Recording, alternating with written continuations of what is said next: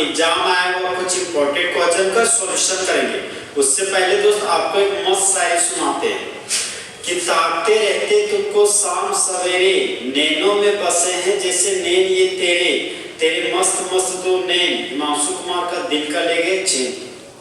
आज हम एग्जाम के इंपॉर्टेंट क्वेश्चन में आते हैं, जो एग्जाम में आपका आया हुआ क्वेश्चन नंबर 36। क्वेश्चन नंबर 36 ये आपका एग्जाम में बहुत बार आया हुआ क्वेश्चन है। क्वेश्चन हमारा है दोस्त कि शॉर्ट नोट्स लिखिए राइमर टाइमर रिएक्शन पर। ये जब बहुत आया हुआ क्वेश्चन है दोस्त, किसी भी हाल में इसको पढ़ के जरूर जाइएगा एग्जाम में। तो राइमर टाइमर रिएक्शन तो थोड़ा सा कॉम्प्लेक्स रिएक्शन मतलब उलझा हुआ रिएक्शन है। इसी केमिकल रिएक्शन को थोड़ा सा आसान बनाया है, इसलिए हम यहाँ पे ट्रिक का यूज करेंगे। यहाँ पर जो ट्रिक यूज करेंगे दोस्त, उस ट्रिक का नाम है हमारा ABC। ट्रिक का नाम है हमारा A, B और C। A का मतलब हो गया दोस्त AC, B का मतलब हो गया बेस और C का मतलब हो गया क्लोरोफॉर्म।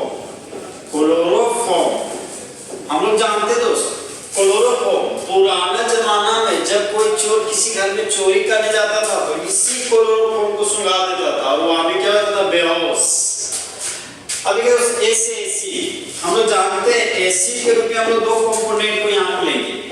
एक बार लेंगे फिनोल, ये हो गया आपका बेंजीन का रिंग, बेंजीन के रिंग पर लगा हुआ हाइड्रोक्सी ग्रुप, इस कंपाउंड को बोलते हैं फिनोल।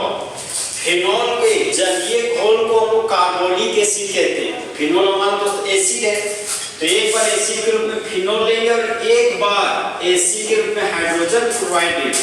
फिर हमारा दोस्त बेस, बेस के रूप में हम लोग सोडियम हाइड्रोक्साइड चाहे पोटेशियम हाइड्रोक्साइड का यूज कर सकते हैं। फिर C है तो C से क्लोरोफॉर्म, क्लोरोफॉर्म का फार्मूला हो गया हमारा CH,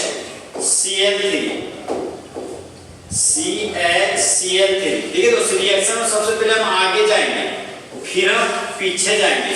सबसे पहले हम दोस्त फिनोल का रिएक्शन सोडियम हाइड्रोक्साइड के साथ करा रहे हैं। एसिड था, ये हो गया एसिड का मतलब फिनोल, तो बेंजीन पर अल्कोहल लगाएं, ये बन गया आपका फिनोल, तो यहाँ पर हम फिनोल लिख दिए।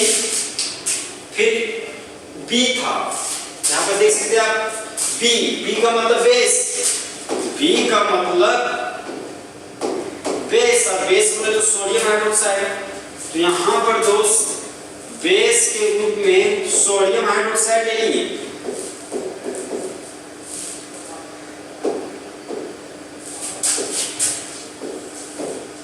और देख सकते हैं यहाँ दोस्त C से क्लोरोफॉर्म है, तो यहाँ पर रिएजेंट के रूप में क्लोरोफॉर्म लेंगे। तो यहाँ पर फिर से हम रिएजेंट के रूप में ले लिए क्लोरोफॉर्म, जो कि फर्स्ट स्टेप। फिर सेकेंड स्टेप में देखिए दोस्तों, फिर देख सकते हैं यहाँ पर सेकेंड स्टेप में HCl है, यहाँ पर दोस्त सेकेंड स्टेप में फिर HCl के साथ रिएक्शन करेंगे। ध्यान रहे दोस्त, यहाँ पर टेम्परेचर लेंगे 60 डिग्री सेल्सियस। यहाँ पर भी हम लोग यहाँ पर टेम्परेचर लिखना भूल गए थे। यहाँ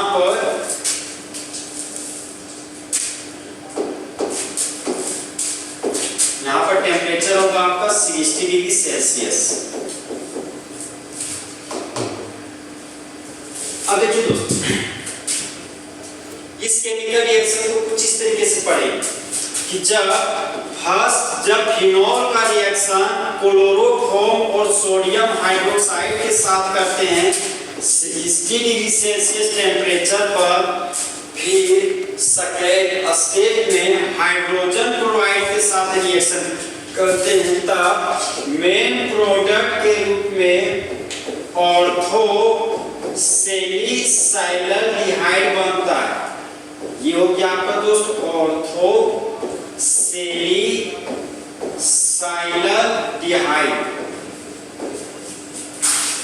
मेन प्रोडक्ट के रूप में दोस्त ऑर्थो सेलिसाइलडिहाइड बनता है, तो होने वाले रिएक्शन को राइमर टाइमर रिएक्शन कहते हैं। ठीक है दोस्तों, केमिकल रिएक्शन को आप इतना ही लिखिएगा तो आपको मान लीजिए 2 नंबर का क्वेश्चन पूछा, चाहे 3 नंबर का पूछा, वो 3 नंबर पक्का मिल जाएगा, कहीं भी नंबर आपका कटेगा नहीं। तो कोशिश कीजिए कि एग्जाम में सिर्फ इतना लिख के आए रायमंड-टैमन रिएक्शन के लिए। नेक्स्ट इसमें जो क्वेश्चन में होता है क्वेश्चन कुछ इस तरीके से क्वेश्चन बोलेगा कन्वर्ट फिनोल टू ऑर्थोसैलिसाइलर है, यहां से यहां तक आप केमिकल रिएक्शन को पूरा कर दीजिएगा। लेकिन जब write short notes on the Reimer Tiemann reaction बोलेगा, मतलब रायमंड-टैमन रिएक्शन पर आपको नोट्स लिखने बोलेगा, तो सबसे पहले आप इस केमिकल रिएक्शन को लिखिएगा, उसके बाद लैंग्वेज लिखिएगा। चाहे सबसे पहले आप लैंग्वेज लिखिएगा, उसके बाद इस केमिकल रिएक्शन को लिख सकते हैं। तो इसका जनरल लैंग्वेज दोस्त कुछ इस तरीके से होगा, when phenol is reacted with chloroform and sodium hydroxide at the temperature of 60 degrees Celsius followed by reaction with HCl, then orthosalicylaldehyde is formed. orthosalicylaldehyde is formed। तो इस तरह हमारा दोस्त फुल एचडी में रायमंड-टैमन रिएक्शन खत्म हुआ। तो दोस्त जले हुए को आग और बुझे हुए को राख कहते हैं, और जो राख को बारूद बना दे उससे ही मनसूख मार कहते हैं।